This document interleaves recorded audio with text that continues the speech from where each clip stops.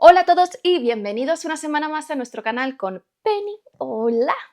Y yo soy Mary y hoy os traigo la duología de Dan Simmons de Ilión y Olimpo, que se trata de una serie de ciencia ficción, filosófica y mitológica que, a pesar de que se sitúa en el futuro bastante lejano, es a la vez una reimaginación de los mitos griegos, en concreto de la Guerra de Troya y la Ilíada de Homero. Es una reseña para los dos libros porque son unos libros un poco especiales porque no hay solución de continuidad entre el primero y el segundo, y en el primero apenas se cierran arcos o se entiende nada. Y de hecho, dada esta complejidad, la gente normalmente opta por reseñarlos de forma conjunta y así es como aparece en todos lados. Y yo, después de darle muchas vueltas, no os imagináis cuántas, mientras estaba sin poder dormir, mientras mi bebé lloraba, he decidido hacer lo mismo y esta reseña tendrá una estructura de el análisis general, sin spoilers, como hago siempre. Después, la reseña sin spoilers de la primera novela hasta el primer tercio y luego una zona de spoilers que ya sí que hablaré del resto de la trama y del final. Os pondré una alarma literalmente como hacía antes para que os quede claro y no paséis esa frontera si no la queréis pasar. Estas novelas se publicaron en el 2003 y el 2005 respectivamente y, como en su saga de Hyperion, tiene muchísima importancia la intertextualidad literaria, es decir, la influencia de otros textos literarios reales para la comprensión de la novela. Evidentemente, los más importantes son la obra de Homero, sobre todo la Ilíada y también la Odisea, pero también otros textos clásicos más modernos como son Shakespeare, Marcel Proust o bien Vladimir Nabokov. Es una saga que tiene elementos verdaderamente fascinantes, producto de una imaginación que envidio, pero es también muy complicada y densa. No solamente porque tiene tres tramas diferenciadas que hasta que no avanza muchísimo la novela no sabemos cómo se interrelacionan entre ellas, sino también por las influencias literarias que marcan también este ritmo de la novela y los diferentes estilos de cada trama, como luego os explicaré. A pesar de todas estas dificultades, son unas novelas que están muy bien valoradas en general. A mí me lo habéis recomendado muchísimos de vosotros en los comentarios de la saga de Hyperion, y el primer libro, el de Ilión, ganó el premio Locus y también fue nominada a varios premios. En España ambas están siendo publicadas por Nova, la primera con 688 páginas y la segunda con 1068. Como veis, hay una diferencia importante. Estas son las que os he puesto en el enlace promocionado de Amazon, pero que sepáis que también hay la opción, y creo que se pueden encontrar todos, de comprar las dos novelas partidas en dos, que fue como originalmente se publicaron en España. Como os he dicho, es una novela muy difícil de reseñar, ya que hay una gran mezcla de géneros y de diferentes tramas que no vemos cómo se combinan entre ellas hasta el final del primer libro, momento en el que empezamos a entender qué es lo que está pasando. Esto, unido a la prosa de Dan Simmons, que siendo brillante es en ocasiones muy densa y lenta, hace que haya muchas personas que se rindan en el primer libro en las primeras 100 páginas, porque he visto muchas personas que lo dicen en Goodreads en las reseñas de la primera novela. La verdad es que el viaje hasta entonces es bastante confuso, pero también maravilloso, porque hace una construcción de mundo que es increíble, porque es diferente en cada una de estas tres tramas, hasta el punto de que no sabemos ni siquiera en qué momento temporal están discurriendo cada una de ellas, y ya no hablemos de cómo se conectan entre las mismas. Es un mundo que, como os digo, no deja de ser original, ingenioso y bien construido, y esto se une a una serie de personajes que difieren completamente entre las tramas porque cada una corresponde a una especie de mundo diferente, pero aún así son personajes que están muy bien construidos y que son coherentes dentro de la trama en la que se desarrollan. El problema es cuando lo juntamos todo, que no es que dejen de ser coherentes, pero ya allí hay un montón de cosas que controlar. Ambas novelas están formadas por capítulos relativamente cortos, aunque hay alguno más largo, que se van alternando entre las diferentes tramas, pero sin seguir un orden en concreto, porque hay veces que hay varios seguidos de una misma trama y luego hay una trama que a lo mejor no aparece durante centenares de páginas. Estas tramas y estilos, y así es como os voy a situar dentro del mundo, son tres. La primera de ellas es la de la reimaginación de la Ilíada y de la obra de Homero, que es la única que está narrada en presente y en primera persona subjetiva desde el punto de vista de Hockenberry, que es un humano que, a pesar de estar en esta Grecia antigua, es en realidad del siglo XXI y dispone de una tecnología muy avanzada que le han proporcionado los dioses para llevar a cabo su labor, que consiste en ser testigo de esta guerra de Troya y apuntar las diferencias con la obra de Homero, y luego pues informar a su musa. Es un personaje de unos 40 años que, con el tiempo que lleva allí, ya está muy cansado de que los dioses jueguen con él y con el resto de los humanos y de cómo están yendo las cosas. En esta trama vemos una combinación de la no tecnología a la tecnología más avanzada, porque por un lado en la época heroica pues hay una tecnología prehistórica, pero por otro lado los dioses y Hockenberry disponen de una tecnología que para nosotros es incluso inimaginable, porque controlan no solamente la teletransportación cuántica, sino la nanotecnología a todos los niveles, que a ojos de los antiguos parece que estén haciendo magia, dejando claro ya desde un primer momento con esta contraposición de que algo muy extraño está pasando. En esta trama la prosa además simula hasta cierto punto la de Homero, por lo que en muchas ocasiones es lenta y además se pierde en descripciones interminables, como sucede en la obra de Homero, y se refiere a los personajes con esas frases también bastante largas que se utilizan en la obra original, como por ejemplo la de los ojos grises para referirse a Atenea o el de pies ligeros para Aquiles, aunque es una frase mucho más larga. La construcción de estos personajes de la Grecia antigua son coherentes con esta trama, por lo que responden a estereotipos de la edad heroica de la antigua Grecia, con decisiones y actitudes que a nosotros nos pueden parecer completamente amorales, cuando no crueles, porque al fin y al cabo todos los héroes son en realidad asesinos y violadores, por lo que es muy difícil empatizar con estos personajes, que es algo que se subraya muchas veces por parte de Hockenberry, pero que también justifica como que son fruto de la época difícil en la que viven. Además, si has leído la obra de Homero, no deja de destacar la capacidad de Simons para emularla y a la vez incluir algo que está tan fuera de lugar como es la ciencia ficción con una tecnología increíble. La siguiente trama es la de los humanos antiguos, que transcurre en el futuro siglo 40 en una tierra postapocalíptica de la que poco sabemos al inicio de la trama por el propio desconocimiento que tienen los personajes que viven en esta tierra, que no tienen conocimiento de su historia. En estos momentos se nos dice que viven en la tierra menos de 1 millón de personas y nos encontramos con una sociedad que ha roto completamente las barreras culturales y morales simplemente por el hecho de que no conocen su historia y se ha eliminado completamente la educación, el arte y la cultura. En la novela se los denomina Elois, cosa que hace alusión a la obra de La máquina del tiempo, y ni siquiera tienen estructura familiar, ya que son los posthumanos, que luego os explicaré qué es, que antes de irse de la Tierra dictaron cómo tenía que ser la vida de estos Elois, la esperanza de vida que tendrían, y que serían personas completamente inútiles, ya que les dejaron robots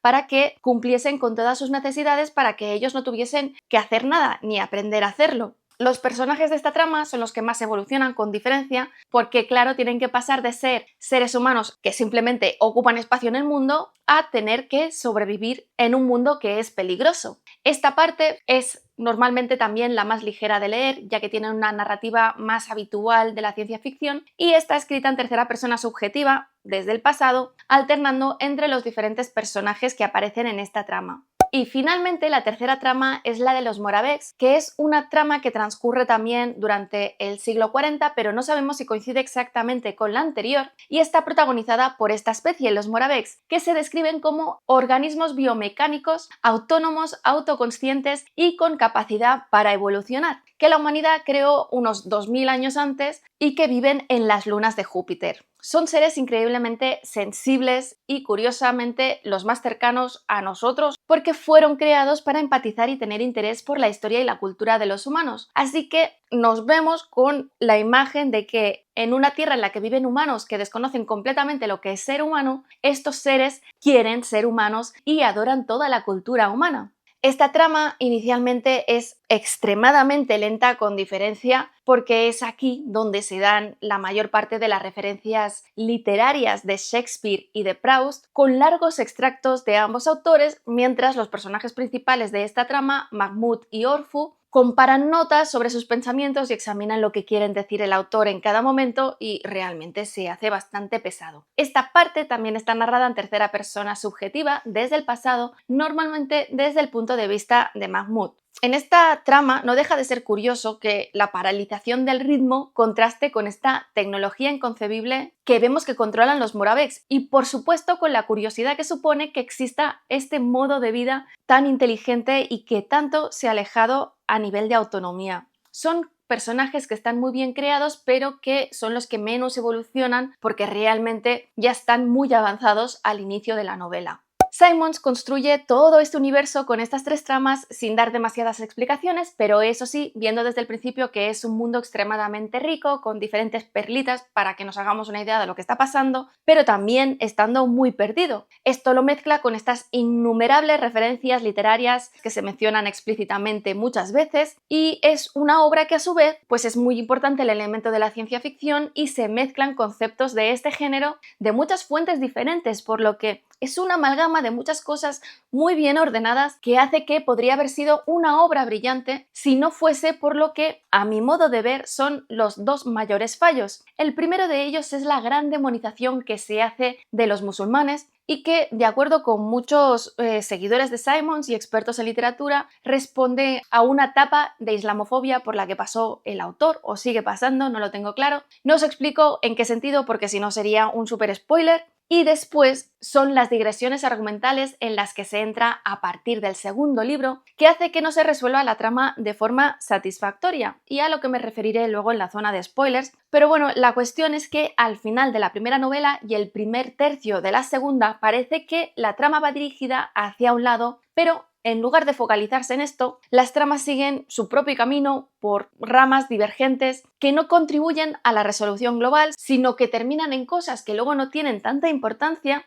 y así la amenaza que nos han ido contando queda completamente disuelta y no sabemos qué es lo que pasa. Y es que, como sucede con las dos duologías de Hyperion, que la segunda es bastante más floja, Olimpo termina siendo una novela muchísimo más larga, que divaga con muchas cosas, y si bien tiene también momentos muy brillantes y que te hacen leer de forma compulsiva, acaba quedando por debajo de la primera obra y el final se deshincha completamente. Yo me pensaba que era problema mío porque las últimas 100 páginas se me hicieron interminables porque fue cuando me tuvieron que hacer la cesárea de urgencia y luego estaba súper cansada y no conseguía leer más de 5 páginas al día. Pero no, luego cuando empecé a investigar por internet vi que esto le pasaba a muchísima gente. El problema es que no se puede optar por leer solamente Ilión porque funcionan como una única obra, pero que aún así recomiendo a los fans de este escritor y a la gente que como mínimo le gusten dos de los géneros de los que os he hablado, pero que tengan experiencia con la literatura densa y lenta, porque si no es una obra muy difícil de avanzar para un neófito.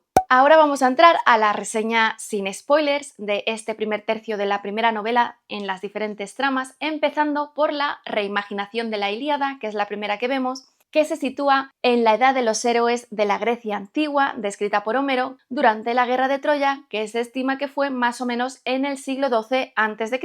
Como con la Ilíada, en el momento del inicio nos encontramos en el año 9 de la guerra de Troya y vemos el enfrentamiento entre los griegos y los troyanos, a consecuencia del secuestro de Helena por Paris, uno de los príncipes de Troya. La diferencia más abismal con la obra original es que, si bien nos encontramos con los dioses del panteón griego, que son unos seres caprichosos que interfieren continuamente en la guerra, favoreciendo a un lado u otro y también enfrentándose entre ellos, estos dioses en esta novela en realidad tienen una tecnología increíblemente avanzada que les permite ser básicamente inmortales y tener todo tipo de poderes gracias al control de la nanotecnología y también de la energía cuántica. Curiosamente, esta guerra es para ellos un simple pasatiempo al que dedican prácticamente toda su vida, hasta el punto de que han resucitado o recreado diferentes profesores universitarios especializados en la obra de Homero de la Edad Perdida de la Tierra, que es del siglo XIX al XXII más o menos, a partir del ADN encontrado de ellos. Estos escolares, que tienen pocos recuerdos de su antigua vida, son enviados a la Tierra, como os he dicho, como Hockenberry, para estudiar estos acontecimientos y cómo difieren de la obra de Homero, teniendo terminantemente prohibido mencionar cuál va a ser el final, que únicamente conoce Zeus.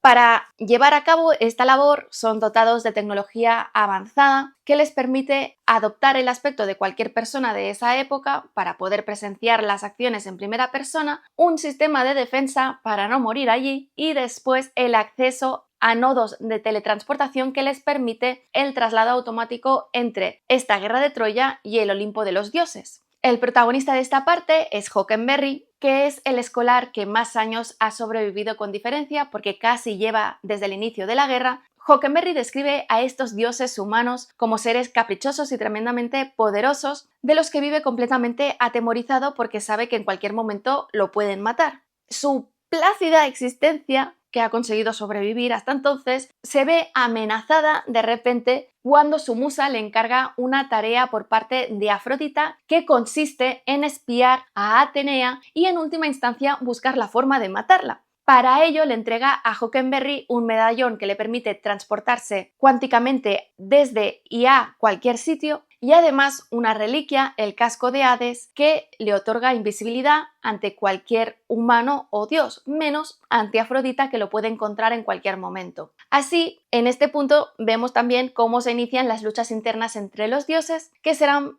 una parte muy importante de la trama. Hockenberry sabe que desde este momento ha sido condenado a muerte porque en el mejor de los casos, si consigue cumplir esta misión, sabe que Afrodita lo va a terminar matando para que nos revele su traición. Así que en una de las batallas de la guerra de Troya que vemos en la Ilíada, cuando los dioses interfieren personalmente en esta batalla y vemos su magia que se justifica en esta novela con el uso de la tecnología que controlan, Afrodita resulta herida, por lo que Hockenberry se infiltra en la sala de curación de los dioses, donde se encuentra el cuerpo de Afrodita curándose en uno de los tanques que están al cuidado de una especie de gusano gigante. Hockenberry intenta romper todos los tanques, pero fracasa, así que inicia su huida, una huida que a su vez provoca que la musa empiece a asesinar al resto de escolares mientras lo está buscando. Desesperado y convencido de que está al final de su vida, decide cumplir su sueño, que es acostarse con Helena de Troya, la mujer más bella de la historia, así que adopta la forma de Paris y se acerca a ella, pero Helena, que es muy inteligente, descubre enseguida que se trata de un impostor por la diferencia de su pene, que aparentemente no estaba bien grabado. La cuestión es que después de conocer a Helena, Hockenberry se convence de que quizás tiene una oportunidad de rebelarse contra los dioses y cambiar el curso de la guerra. La siguiente trama de los antiguos humanos transcurre, como os he dicho, en el siglo 40, en el futuro, en un mundo que está escasamente poblado, con menos de 1 millón de personas, que viven en diferentes núcleos de población que están en constante movimiento gracias a que están intercomunicados con nodos de fax que permiten el teletransporte entre estos diferentes nodos. Debido a esto, los humanos ni siquiera son conscientes de que la Tierra es redonda o de su geografía, porque solamente conocen el terreno inmediato a estos nodos. En este primer tercio desconocemos prácticamente cómo se ha llegado a esta situación, solo que la humanidad fue evolucionando tecnológicamente hasta llegar a un punto en el que el conocimiento científico acabó generando una humanidad muy alejada de la nuestra, que se llaman los posthumanos, que son prácticamente inmortales y capaces de controlar todos los aspectos de la vida humana, que cuando los controlaron empezaron a jugar con los agujeros de gusano, los agujeros negros y el espacio-tiempo. En algún momento hubo un virus que acabó con casi toda la población del planeta que no era posthumana, con billones de personas, quedando únicamente menos de 10.000 personas de humanos antiguos o tradicionales, aunque no somos nosotros porque son humanos que tienen mejoras gracias a la nanotecnología, pero unos 1400 años antes de que se inicie la acción se produjo el último fax, cuando los posthumanos abandonaron la Tierra para irse a vivir a los anillos espaciales que se encuentran encima de ella y crearon una población de humanos antiguos a partir de los bancos genéticos que tenían. Estos humanos viven sometidos a sus leyes que los veneran prácticamente como los dioses de su religión, básicamente tienen que vivir en estas ciudades que están cerca de los nodos y para suplir sus necesidades tienen a robots sirvientes que lo hacen todo y después, para garantizar su seguridad, tienen a los Voiniks, que son unos robots biomecánicos de destrucción masiva casi, puesto que la Tierra está plagada de los experimentos de los posthumanos que se dedicaron a revivir a criaturas prehistóricas, empezando por los dinosaurios. A estos humanos se les garantiza una esperanza de vida de 100 años y cada 20 años tienen que utilizar los nodos para ir a la enfermería que está situada en los anillos, donde son rejuvenecidos y cuando cumplen los 100 años utilizar estos mismos nodos para vivir el resto de sus vidas de forma inmortal con los posthumanos. Si mueren o son dañados accidentalmente durante esta esperanza de vida, son simplemente resucitados en la enfermería y enviados de nuevo a la Tierra. Eso sí, toda su identidad como especie ha sido borrada porque no tienen historia ni acceso a ella, no tienen tampoco acceso a ningún tipo de conocimiento de cultura o de arte, ya que directamente no saben leer y ni siquiera conocen el concepto de familia, puesto que cada mujer puede tener solamente un hijo de una de las parejas sexuales que ha tenido a lo largo de su vida, escogiendo el esperma que tiene guardado en su cuerpo. Como consecuencia de este modo de vida impuesto, estos humanos se pasan la vida de fiesta en fiesta, sin ningún tipo de curiosidad por el mundo o por aprender, y el único entretenimiento artístico que tienen es algo que ha aparecido estos últimos 9 años, que consiste en una banda que se ponen encima de los ojos donde ven la guerra de Troya. Esta trama se inicia con el personaje de Daeman, que es un hombre regordete que se acerca a la segunda veintena y que es famoso por dedicarse a conquistar mujeres y coleccionar mariposas, unos pasatiempos así pues muy compatibles. Su objetivo actual es su propia prima, Ada, a la que vio hace más de 10 años y en estos momentos se dirige a la propiedad de esta, Ardishal, para conquistarla, pero conquistarla y luego olvidarse de ella, que es lo que hace siempre. Para su decepción, cuando llega allí se encuentra con que la fiesta que Ada está celebrando es algo muy excéntrico porque están celebrando el 99 cumpleaños de Harman, un tabú para todos los que están allí que no se hace referencia al año antes de morir porque es donde lo pasan peor. Y también al hecho de que la amiga de Ada, Hannah, ha redescubierto la técnica de la fundición y en esta misma fiesta de cumpleaños van a hacer una demostración de cómo funciona. Además, para desgracia de Daeman, Ada claramente está interesada por Harman a pesar de llevarse como 80 años, ya que se revela como el único humano que ha aprendido a leer por sí mismo, que se ha dedicado a explorar el mundo más allá de los nodos, ya que tiene como objetivo conseguir llegar a los anillos y vivir más de 100 años. En este mundo, además, hay el mito de la judía errante, que se dice que tiene más de 1000 años y que Daeman dice que conoció en una fiesta en el Ártico. Así que se decidirá a acompañar a Ada, Hannah y Harman en su búsqueda, básicamente para vigilar a Ada.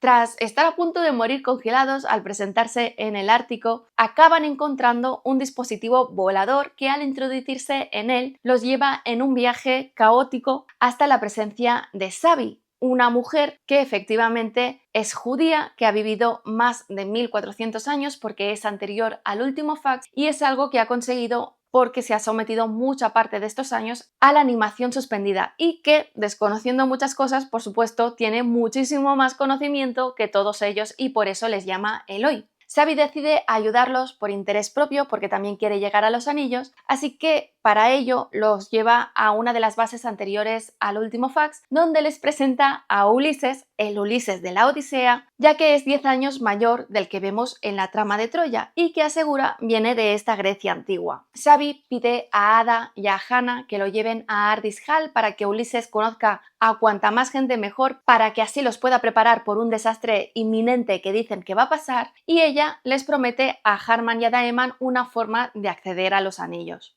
Y finalmente la última trama, la de los Moraveks, empieza desde el punto de vista de Mahmud, con quien se mantiene la mayoría de los capítulos, que es un Moravek de un tamaño especialmente pequeño, más o menos de un niño de 12 años, que está diseñado para investigar las profundidades de los océanos de la luna de Europa en su sumergible La Dama Oscura. Mahmud pasa sus días navegando solo en su nave y pensando en los sonetos de Shakespeare, así como intercambiando tertulias con su amigo Orfu al que nunca ha visto, pero con el que habla tanto de Shakespeare como de Proust. Esta vida pacífica se ve interrumpida cuando es requerido por el cuerpo gobernante de los Moraveks, que le revelan que han detectado en Marte una actividad cuántica muy elevada que amenaza con desestabilizarse y acabar con todo el sistema solar. Al inspeccionar Marte, además descubren que ha sido completamente terraformada en un lapso de tiempo que parece imposible y que alguien está viviendo allí, y que, por otro lado, les preocupa que no detectan vida en los anillos de los posthumanos desde hace más de 100 años, y sin poder asegurar que, por otro lado, los humanos antiguos sigan en la Tierra. Para saber qué pasa allí y parar esta amenaza, los Moraveks envían una nave con la última tecnología y las últimas armas más poderosas, con una tripulación de 4 Moraveks que incluye a Mahmoud y Orfu, quien resulta ser un Moravek de un tamaño gigante que pesa 8 tonas y mide 6 metros de largo, y tiene